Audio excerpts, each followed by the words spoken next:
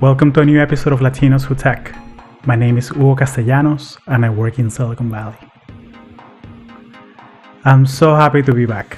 It's been a journey the last couple of months, global pandemic and all, and I hope that you're home safe, taking all the precautions. And I thank you for your patience as new episodes are coming out. For those of you that follow my other podcast, Conexiones in Spanish, you've noticed that I've been putting out a lot of content in Spanish.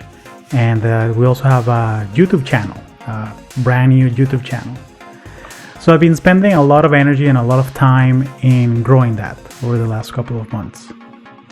And if you happen to be watching this in YouTube right now, again, this is not news for you, but I'm also starting to post the podcast episodes for Latinos Who Tech, the English podcast, in YouTube as well.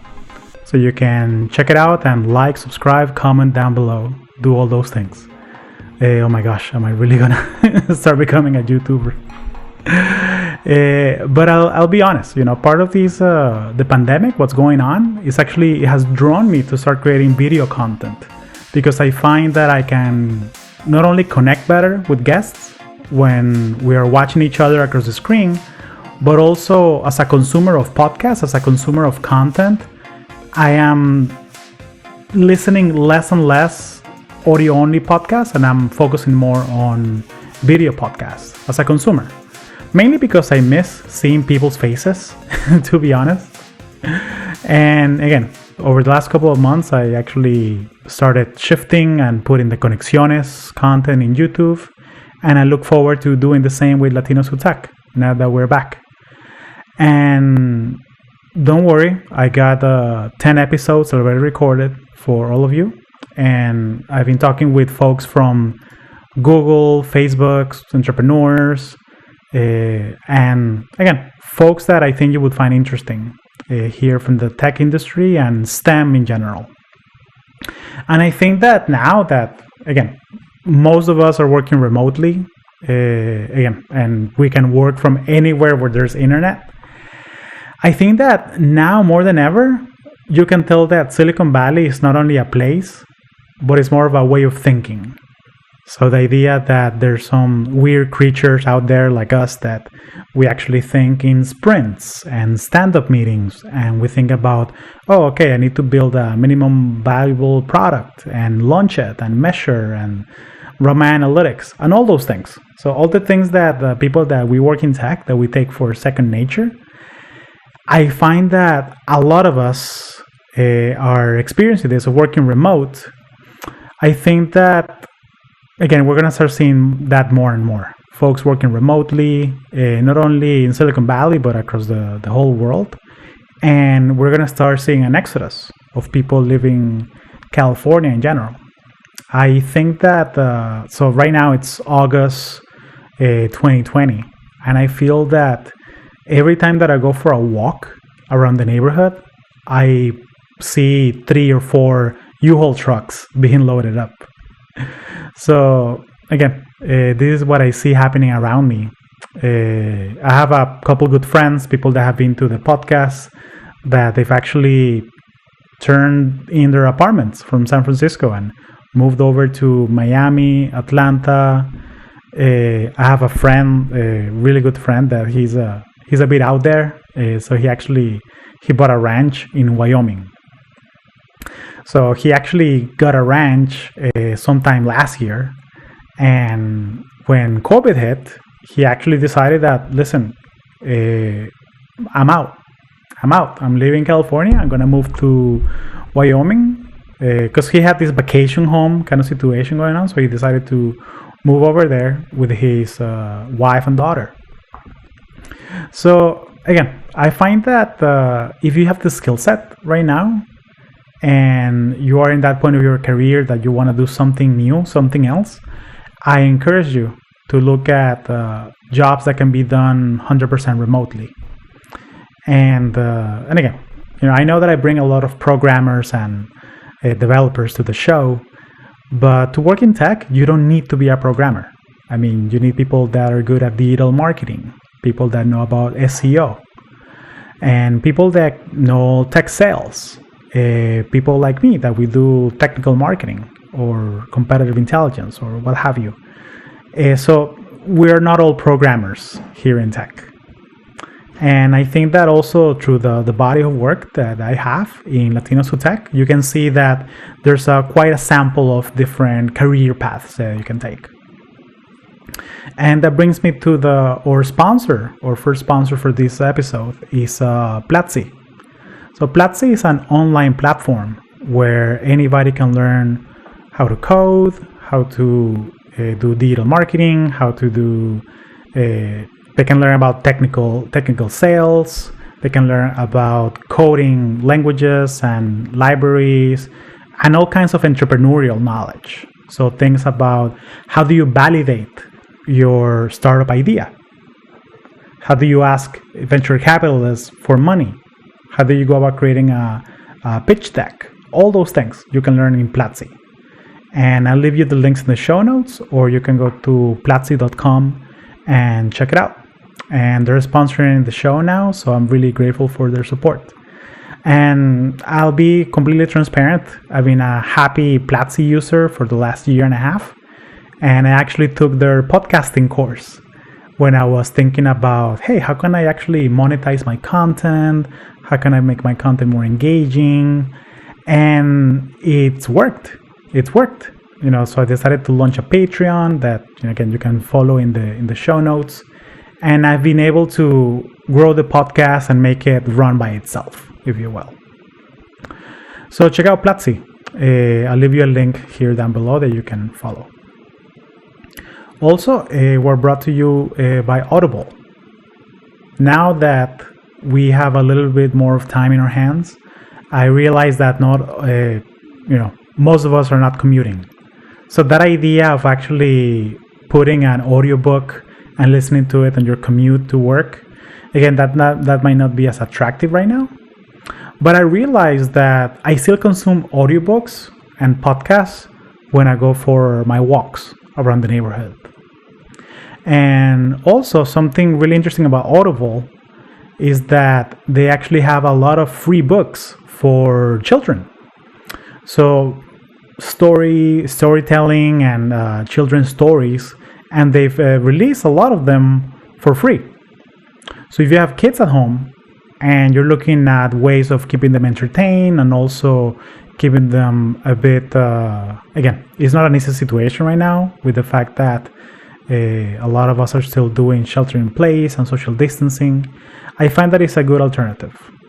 So Audible, check it out. There's a link down below, or you can go to audible.com/Latinos and check it out. It's actually audibletrial.com/Latinos and check it out. So in this episode of the podcast, I spoke with my really good friend, Vanessa Diaz Phd. And Doctora Vanessa, she actually had she's going through the same thing that all of us are going right now. This whole idea of communicating with friends, family, and co-workers via Zoom or other virtual platforms. But she has an interesting take on this situation because she's also a research assistant professor over at Virginia Tech. So not only is she figuring out, like we are, the whole situation on how do you teach a class online, but also as a mother, how she can educate both her children at home. So we spoke about this whole idea of going back to school and the challenges that we have and that students will have to not only learn, but also get that college experience in fall 2020. And we did some catch up because that's what we do. So again, I hope that you enjoyed the episode, and I'm happy to be back.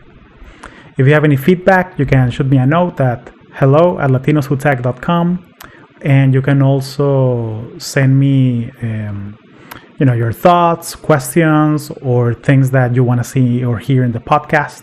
You can also follow us on Instagram at Latinos Who Tech. And you can also sign up for our newsletter that you can find in the latinoswhotech.com website. So I leave you with La Doctora Vanessa Diaz. Thank you. Welcome to Latinos Who Tech. Thank you. Thank you for having me. My pleasure. How are you? I am very well. How am I really? I am very well. I am, thankfully, I still have a job. I still have a job. I am healthy. I live in an area that currently has very low COVID infections. So we've only had one outbreak, really, in the area. In the whole county, there's maybe 97 cases tallied. So it has been, so it's a low infection, but also it has been a very responsible response from the community and from the university. And so, so I'm thankful and I am well. Yeah, happy to hear. Yeah, same in Silicon Valley.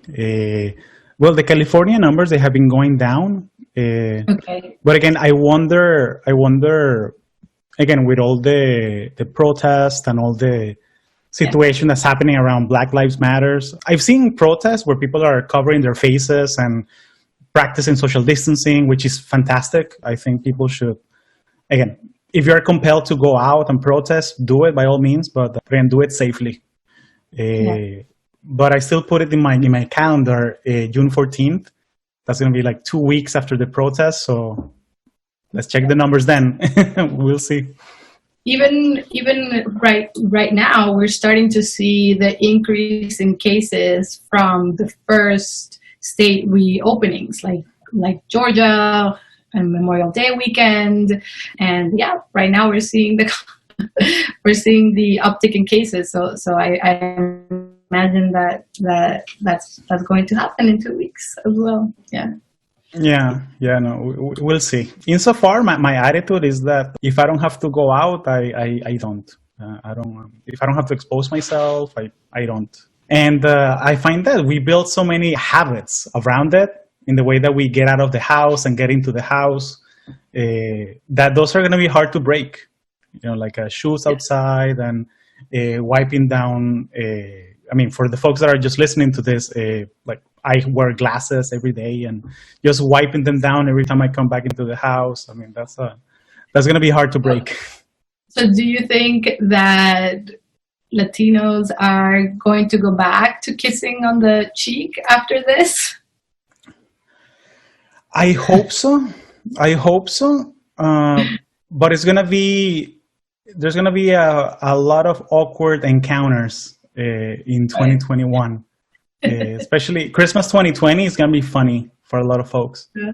And again, it's inevitable, right? But I find that we have that Latino bullying thing going on. Like I was a vegetarian for 2 years, and I remember my cousins being, "Ay, pero por qué?" Like, no, but not even tuna fish. You don't even eat tuna. Like, no, it's fish. Yeah. It's not vegetarian. So I wondered that I'm sure there's going to be a bunch of tias are going to be like, "Ay, pero abraza tu tío." Like, please don't be that tío. Be mindful of that. We had an encounter along those lines. So there are not a lot of Latinos in Blacksburg. And so we were out hiking and we saw another family. And it was an affront a little bit when the dad extended his hand to shake my husband's hand. And we looked at the hand.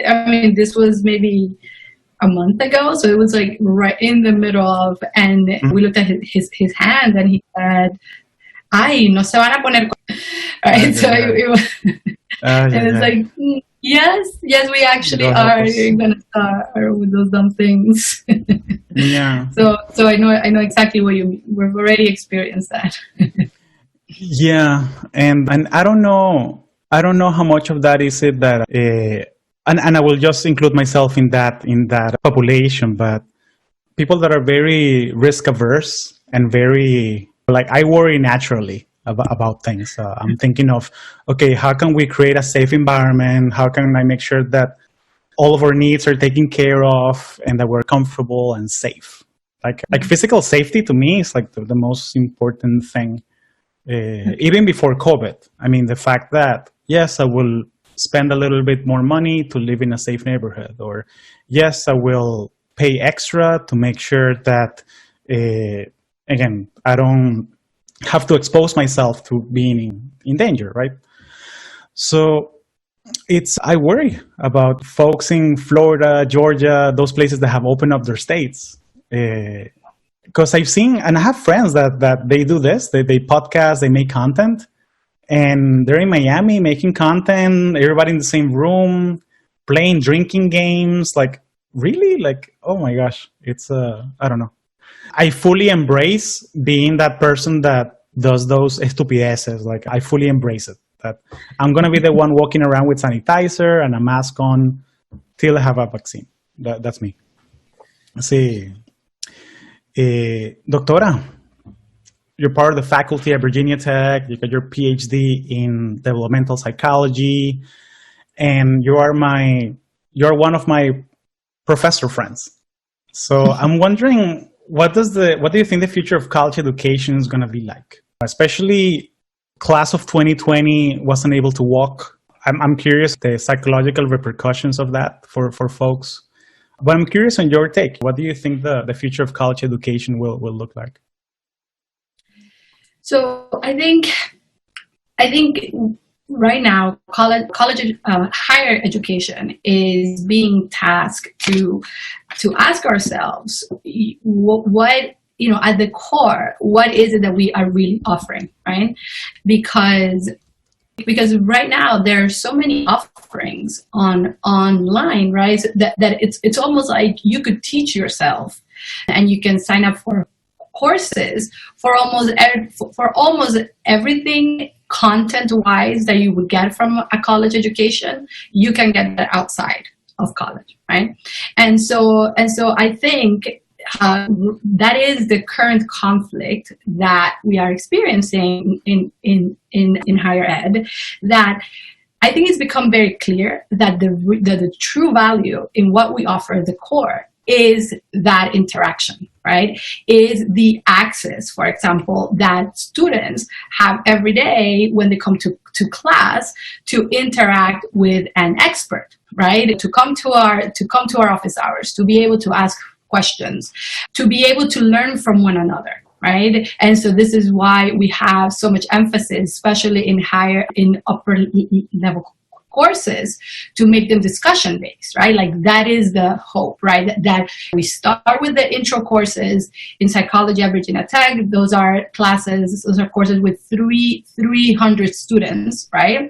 And then as you go through 1,000 level courses, 2,000 level courses, 3,000 level courses, and then when you get to 4,000 level courses, the senior seminars that I teach, those are only 20 students in them. Right, and what the students get from that is that interaction. And when I received the student evaluations from last semester, which was the semester that we transitioned to online, those evaluations from the students really reflected how much they got from the in-person interaction, right? And so I think, for example, when I was in graduate school, that there was a lot of emphasis to grow higher ed towards online courses. And that's not what I was seeing at Virginia Tech at all, right? And there has not been a single undergraduate student that I had asked, what do you think about online courses, that has told me that they like them. Right? So they don't like them. They come all the way over here to Southwestern Virginia. They pay thousands of dollars to get that in person, that interaction, that discussion with their classmates. Right? They say we learn so much from one another, and so I think that is what right now the conflict is, right? On the one hand, we know that the safer thing would be like, oh yeah, let's not have a semester, right? Or let's do the semester 100% online. But we know that that's not what the students want, and we know that that's not what they need, right? Moreover, there's this whole issue of equity and what different kinds of students are able to get from this, right? So are you the student that comes from an affluent background who has a comfortable home with high-speed internet, your own computer, your space to be in class? Do you have access to other kinds of enriching activities? Or are you the kind of student who doesn't have any of those things, right? And that's what we see in children and in college students, that this is not as disruptive to students from affluent backgrounds as it is to students from less affluent backgrounds, right? So I think that this conflict goes beyond what's easiest for the institution, and why are we pushing through with trying to have in-person classes as much as possible, as safe as possible. How has it? I'm curious. I mean, your take as an educator and as a professor and somebody in this space, and also a parent. I'm curious on how have you embraced working and also educating your kids? Like, how has this situation shifted the way that you go around this? Because I'm sure that most of the people that are having to do this, like balance their 9 to 5 and also tutor their kids, they probably don't have a formal background in education, right? So I'm curious, like, what's your take on this? So my take on that is that I think I've been realizing how fortunate I am, right, in many different ways. One of them, or actually in being very mindful and intentional about realizing the things that I am thankful for. So one is that both of my husband and I are professors, and so we work for the same institution. So we have had a lot of flexibility, right? So in plain and simple terms, what we've been doing is we split the time with work and the kids, right? So I work in the mornings, and he stays with the kids in the morning, and then I work in the and then I stay with the kids in the afternoon, and he stays with the kids in the afternoon, and I know that we are able to do that because we are both educators, right? So if I know that the faculty members whose spouses are essential workers are virtually with no help at all, with no way to split up the burden. So that's how we've been doing things. And then I personally, so my children are not school age yet. My oldest is supposed to start kindergarten in the fall semester. And so I haven't had to worry about online learning, right? Got it. Or curriculum. So what I was saying earlier, I see it with her, right? So I have been able to focus entirely on enriching experiences, right? So I've been able to have time to teach her how to read and write in Spanish, right? So that's something that I would not have been able to do otherwise, right? It was sort of like, whoosh, I know I should teach her to read and write in Spanish before she learns in English. I wonder when am I going to be able to do that? Now is the time, right? Perfect. And so we've been making a lot of progress on that. I also want to encourage her participation in STEM. And so I've been able to do enriching activities almost every day with a mind towards STEM. So we do science experiments every day, almost every day. And so on the days that we don't do science experiments, we do baking with math as a goal, right? So we talk about fractions when we bake and stuff like that. And so that's how we've been able to do it. We have the flexibility to split it up, to continue doing our work with very diminished times, but has also given us the opportunity to enrich the education of our children. And so my daughter is now speaking only Spanish almost, right? Wow. Which was often not the case before when she was going to school in English. And we've been able to do sign language with the baby.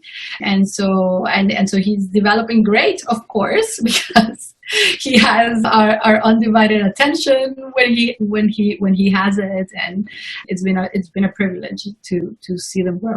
In That's addition to amazing. being a professor, right? The rest of the time. That's awesome. That's awesome. I wonder, I remember that in one of our conversations before this, you mentioned that you decided not to do lectures while the semester was finishing up because Yeah. of the students. It's a lot of stress, a lot of Yeah. tension, a lot of uncertainty. What made you reach that decision? How did it play out in the end? So I am now owning up to my, or not owning up, I have changed my mind in that regard in terms of what I will do in the future. But I think that after the transition to online, so I was only teaching one class at a time. It was the senior seminar. It was discussion based. It didn't include exams. Half of the course was student presentations. And so my emphasis throughout was, we are in a crisis, right? I want to show grace to the students, and I don't want to add a burden, right? And so I was able to transition the majority of the things except the in-person this discussions, precisely because I didn't know, because the students didn't sign up for that, right? Right. And I didn't know what resources did they have available, right? And so that is not going to be the case in the fall semester. This is not going to be the case in the fall semester because now I can plan ahead and I can be upfront to this with the students. What is it that they are going to sign up for, right? So we are being asked to, on our courses, to list: is this going to be hybrid? Is this going to be in person? Is this going to be online only? If it's going to be online only, is it going to be synchronous or asynchronous? And so in that way, students, for example, for whom the resources do not allow for a high-speed internet connection and cannot do synchronous lectures, then they will know ahead of time and will not sign up for that. I am not a fan of lectures in general, right? And so I have been privileged enough to only have senior seminars in which it can all be discussion based, but I will start teaching a more content geared course in the fall semester. Is going to be developmental science. And before COVID, way before, I was already thinking about different ways of having a course. So the course is 45 students, right? So how do I do a non-lecture course with 45 students? And so there is a website called Perusal that I'm considering using. And basically the course, I'll go through this. So Perusal, what it is a social reading platform. And so students, all students in the class have access to the textbook, and they have to annotate and interact on the online textbook. And then the program gives you a confusion score. So it tells you, okay, these are the sections that students were the most confused about. This is that generated the most commentary, the most comments and interaction.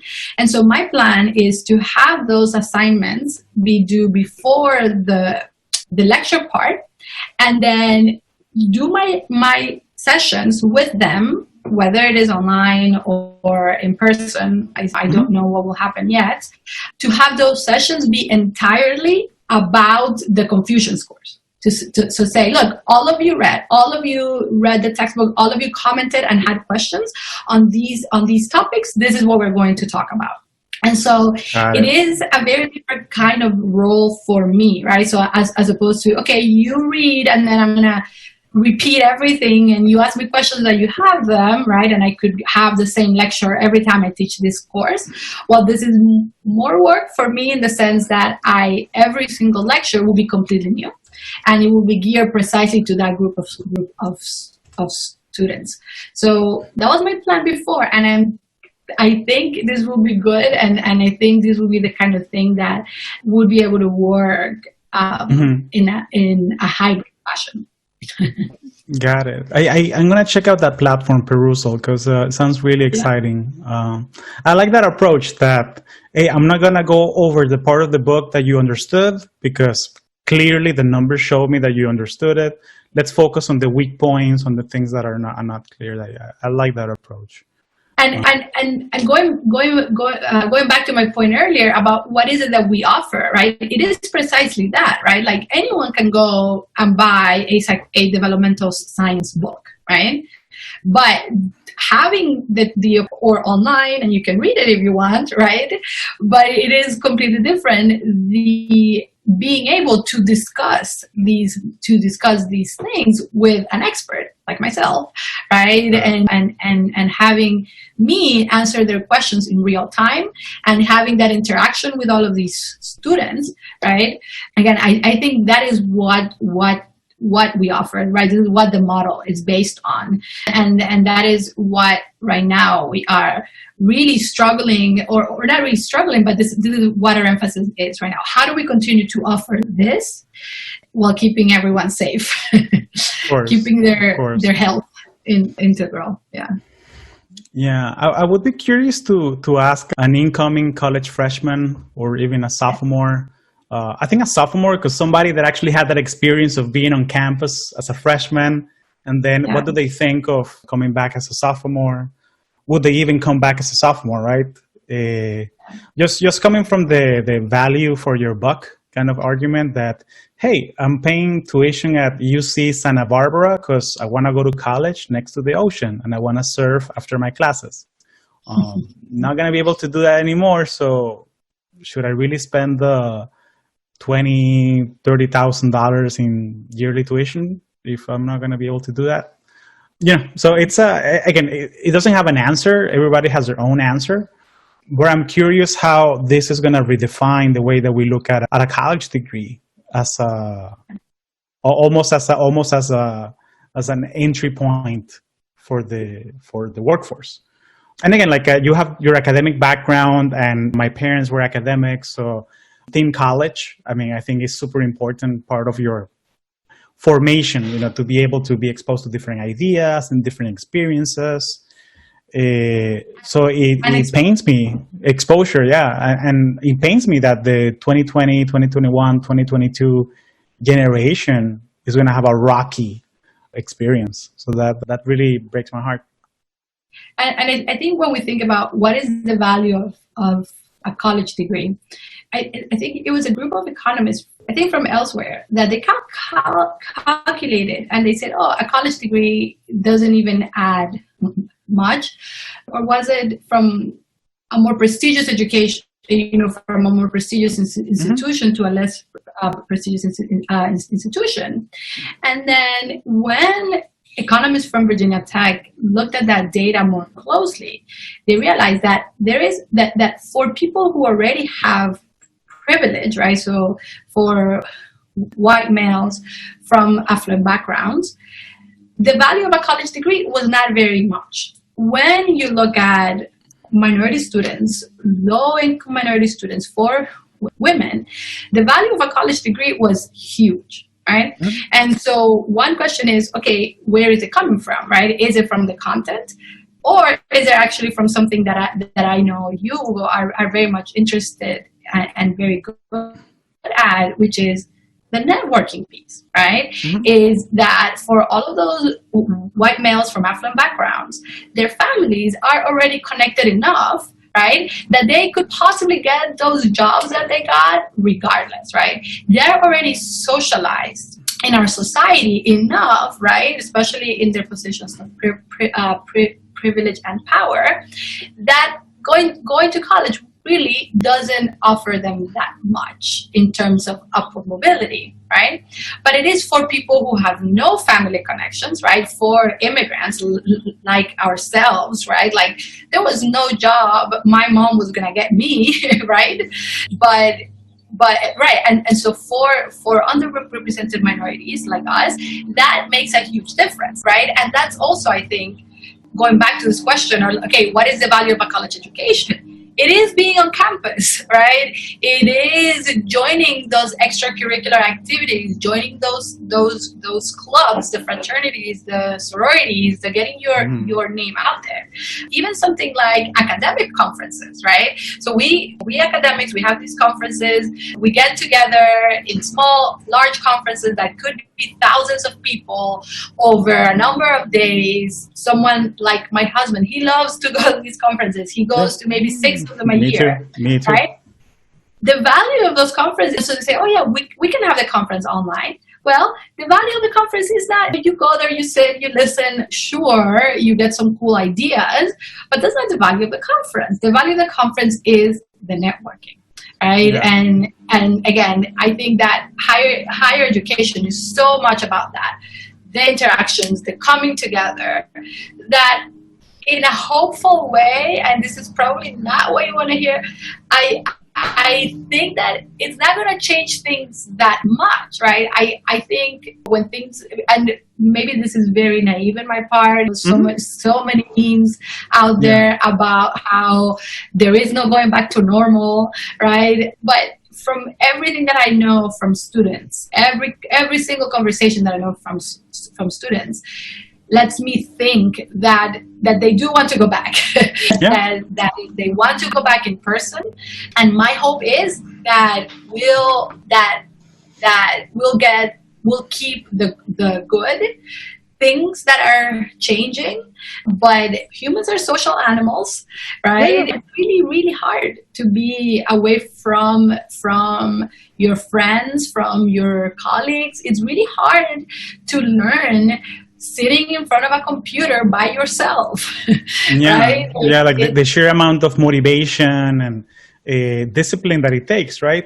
Because again, part of the whole, and this happens to me, part of the whole reason why I love synchronous lectures is because, okay, I need to be up and ready to go to the lecture from 9 to 10, Monday, Wednesday, Friday.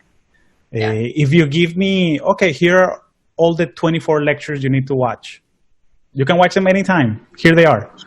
The motivation to go through them, oh my gosh, it takes so much out of me. But again, and how do you have a discussion? Right? It's have a discussion, because it's also depends on the learning style, right? Because some people are kinesthetic, some people are auditory. I like to hash out ideas verbally. Teaching is the way I learn, just taking a concept and making a podcast out of it. So if I may, please. The research on learning styles has not corroborated them, right? And interesting. So think of yourself as a visual learner, as a kinesthetic learning. The data is not there to back that up. What data is there to back up is that different things are learned in different ways, and that there are better ways to learn things than others. And everyone learns better by teaching.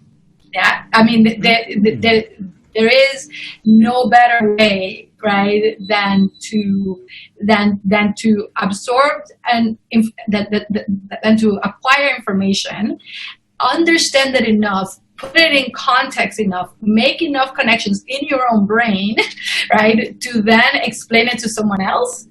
That is the best way to learn. And and that is so much of what we try to do at Virginia Tech. There's so much emphasis on applied learning, right? Experiential learning, we call it, right? And again, these are all the things that are that we are not able to do in the middle of this pandemic, and the different kinds of learning that we are having to look into. Yeah, I mean, I don't think that there's a single college student that says, yeah, I like to go to class so that my professor gives me a summary of the textbook. right? No. And so, and that is the most that you can do with a asynchronous kind of lecture. So that's what I am like, no, I am not going to do that. I am going to do synchronous so I am going to do synchronous experiences, whatever they look like, because I want a back and forth. I want to talk about the things that they are confused about, the things that they are curious about, the repercussions, the extra context that's not provided by the materials, but that I can provide for them. Right, that it's my job to provide for them. Of course. And folks, for the 2 or 3 people listening to this, that's why you get professor friends, so they can tell you that, these learning styles things, that's like cosmopolitan school of psychology. That's that's not that. That's old school. That's old data. That's like that's awesome. I mean, thank you for. I'm passionate about e-learning and all these things. So no, I'm definitely gonna look more into this. That's amazing. Yeah, look it up. I mean, because it definitely is an attractive idea. It's such an attractive idea that it's had a very long life, right? In education theory, or in how most people understand education. And I think at the end of the day, it's because there are different things are better learned in different ways, right? Of course. And so yeah. No, but it goes to tell you that how people love quizzes. People love taking things like the Myers-Briggs just because, I'm a performer, or and Steve Jobs was a performer, and so was Abraham Lincoln. So like people love that like social proof stuff. Yeah, and then you read deeper on what's your take on the Myers-Briggs? I'm curious. I'm talking to a psychologist here. Please. So I am not a counselor psychologist, right? So I don't do any of this in my work. So I don't have that much of an informed knowledge on it. But personally, I always felt not described enough by any of these things, right? I think even the most basic separate categorization of human personality that everyday people come up with, are you an extrovert or are you an introvert? That doesn't even apply to me, right? And so at the very basic level, I am neither, right? What is it that I am? An introverted extrovert or something like that, right? And so I think that there are patterns that, like the Myers-Briggs in that it provides this prescription, right? So it tells you what's out there, and we do see that there are important things regarding it, but yeah, I'm not a crazy fan, as you can tell. I was doing some research on it, and I found this Big 5 assessment, and I went through it, and again, it's one of those things that, and I hate to, I'm not making a comparison. I'm just saying that I had this horoscope experience in the sense that as I was reading it, I'm like, wow, that's me. So like, like you're extroverted, but then you have some difficulty on focusing on tasks that you have to deliver on. I'm like, yeah, that's me. So and again, these are like very generic things, but I don't know. But apparently, like Big 5 is the Big 5 assessment is a more accepted kind. Yeah, no, it is accepted, and there is enough research to back it up, and yeah. No, that's amazing. Endorsed. Endorsed. They have also made a lot of money with it, by the way. Yeah, I mean, this quiz was only $9.95, but imagine if 10,000 people take it, and hey, there you go. You're good for a little while. I'm curious on your take on students taking a gap year. And like 1 out of 6 freshmen right now are considering deferring 2020 to 2021. So I'm curious, what's your take on it? How can people, what's your take on people taking a gap year and making the most out of it? I am very much pro having real world experience in the career that you are going to take. Because I think that when you are 18 years of age, right, and you're graduating high school, whatever job you think you want, you have no idea what that job is actually like. And I would even say the same thing for when you graduate from college, right? If you graduate with a bachelor's degree, without an actual experiential learning component, you have no idea what that job is going to be, right? So I graduated with a BA in psychology, and then I went to work a mental rehabilitation facility for a year. And I am so thankful I did that, because I realized I did not want anything to do with that, right? And that's what I realized. I'm like, okay, I definitely am not going to be a mental health counselor, right? That's not my thing at all. And I would not have known that without having taken that gap year, right? So my gap year came after a bachelor's degree, before going to a doctorate degree. And so I think it's a great thing. I think that students, so if, perhaps I would say, if you are undecided, maybe don't take a gap year, because I think that college gives you the opportunity to explore, right? Like we have Virginia Tech, it's called exploratory minor, right? And one thing that I say, even in graduate school, the beauty of higher education is that, again, you have access to experts, right? Like this is the only time in your life where someone with a doctorate in the topic that you want to learn is going to stand and explain everything to you, right? As nicely as possible, is going to read your work and give you their opinions, etc. And so again, so if you're undecided, don't take a gap year, take many different classes, right, in many different things, and then if you think you already know what you want to do and you want to take a gap year, take a gap year and explore what that job will actually look like. And is this really what you want to do?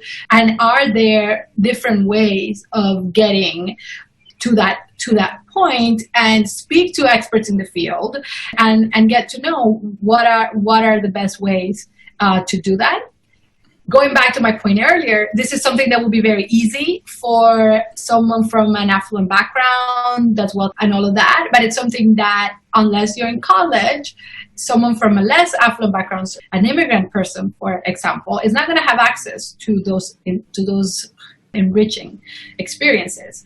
And so in that case, college provides you the opportunity to do those kinds of things, to find out, to have, again, those experiential learning, those networking opportunities to know what you really want, or is what you think you want actually what you want. Yeah, no plan survives contact with the enemy. You may think that you have everything figured out, but again, when you expose yourself to it, then like, oh yeah, this is not for me. This is not for me. And yeah, I love that you mentioned the fact that the importance of networking and having that social capital, because I mean, how much time of your life can you save if you're wondering, oh yeah, I would love to work at company X, and then if you actually know somebody that works at company X, you can ask them, hey, get a cup of coffee, a virtual coffee chat, and hey, how are things there? What do you guys do? What drives you every day? Or what's the job environment like? How are they taking the COVID-19 situation? A big thing right now, at least in tech, I'm not sure about other industries, is because people hop jobs so much, and you're supposed to ask a lot of questions to your interviewer as, hey, like, tell me about day-to-day, how are goals set, what are the challenges right now? A big question is, tell me what specific actions the company took to ensure the safety and well-being of employees through COVID-19. Yeah. And depending on their answer, okay, if it's good for you or not. Exactly. Does your family have is in the financial position to support you while you do an unpaid internship versus not? Right. And so if they do, then this is great. Then this is a great opportunity to defer and go do an unpaid internship, do an apprenticeship of sorts. But if you don't have that possibility, and I think that's also the problem that when we think of a gap year, that looked very different before. Right. I would go to New Zealand and shepherd sheep or something like that. Exactly. My uncle, he went to France and he worked at a winery for a year. Oh, really? And, like crushing grapes and putting on fences and things like that. Yeah, I mean he was 17, so it was cool for him. He got to live in France for a year. So that's excellent, right? But and so I don't think that taking a gap year right now is going to be as enriching as it was before. My worry is precisely with those students for whom this is the best vehicle for social mobility, right? I don't think there's any other out there in our society right now a better vehicle for social mobility than higher education.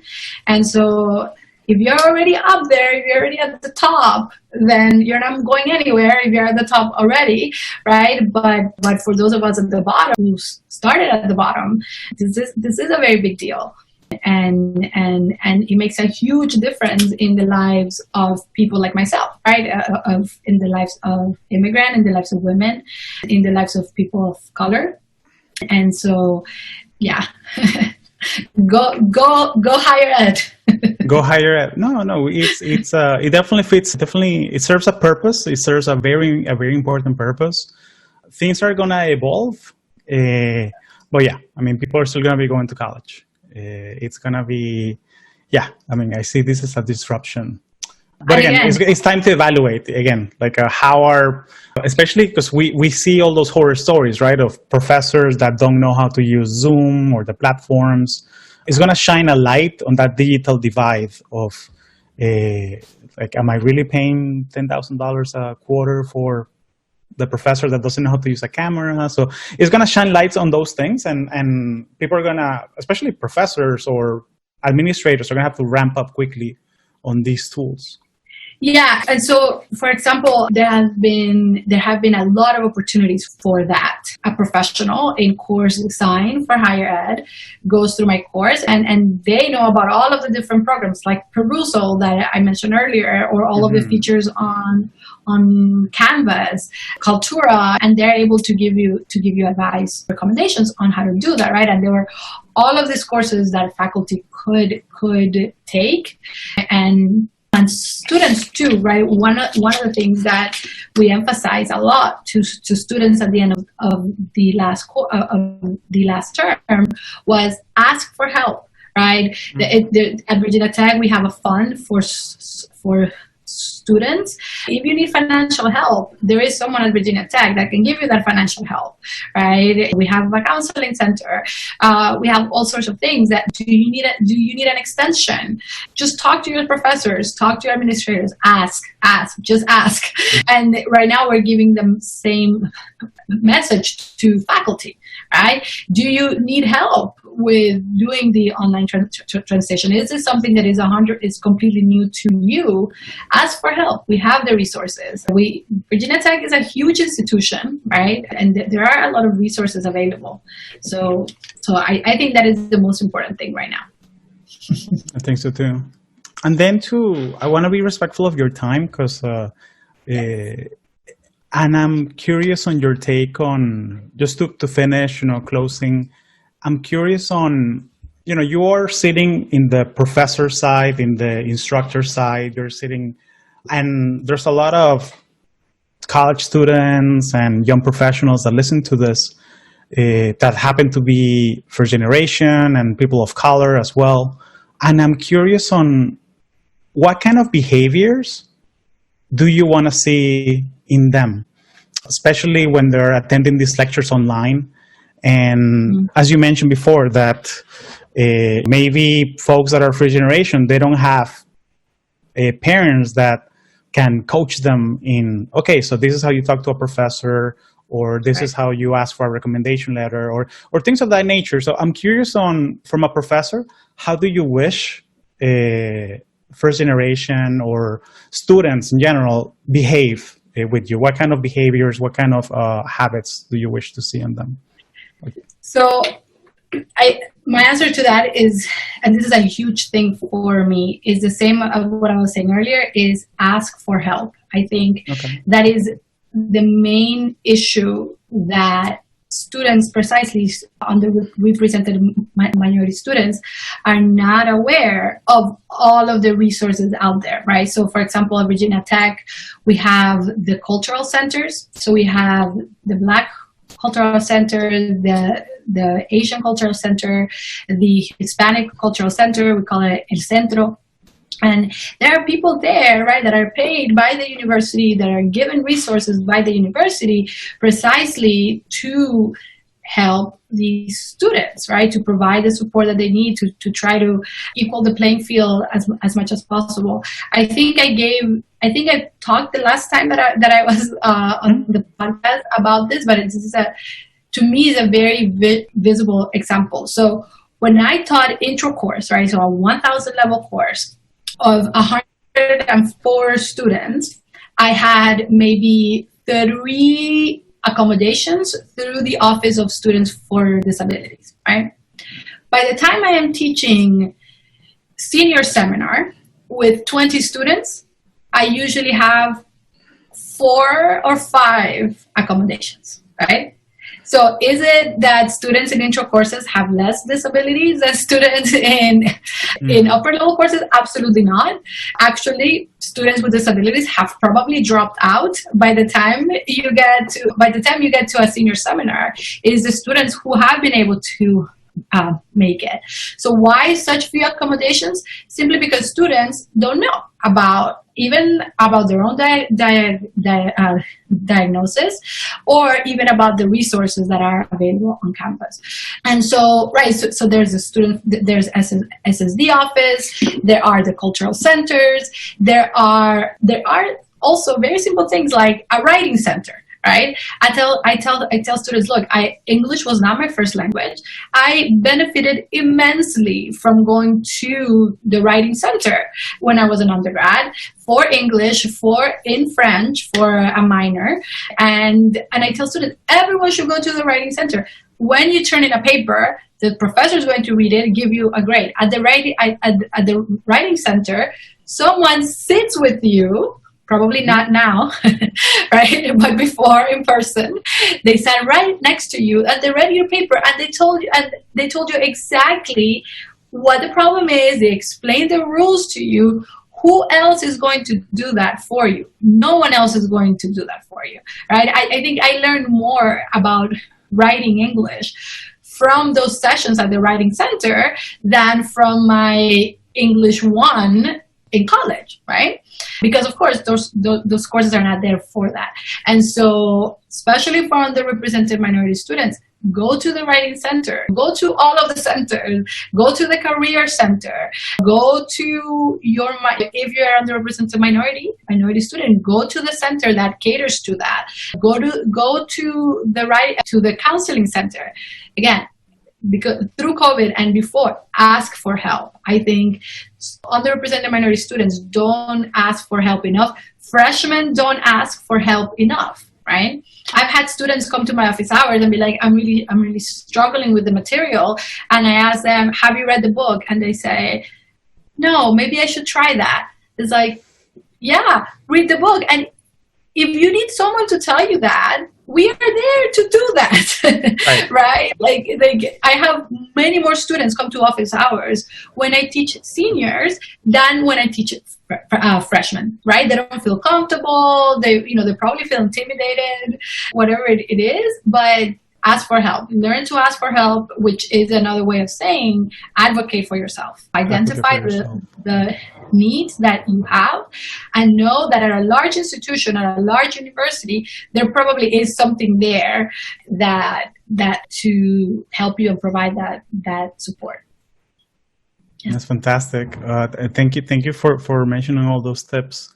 And it reminds me on this take that I heard somewhere that when you look at senior students, you have that survivor bias, that Right. the ones that are the ones that made it all the way through the funnel are the ones that already had those behaviors built in, or they build them along the way. So yeah, and that's why mentoring is so important, right? So the fact that you need to find somebody that's studying the same thing you're studying and meeting with them, asking them questions, going back to that social value prop of college. No, yeah, everything ties together nicely. I love it. Vanessa, thank you for your time. Anything else you'd like to add? Anything else you'd like to share that you're working on?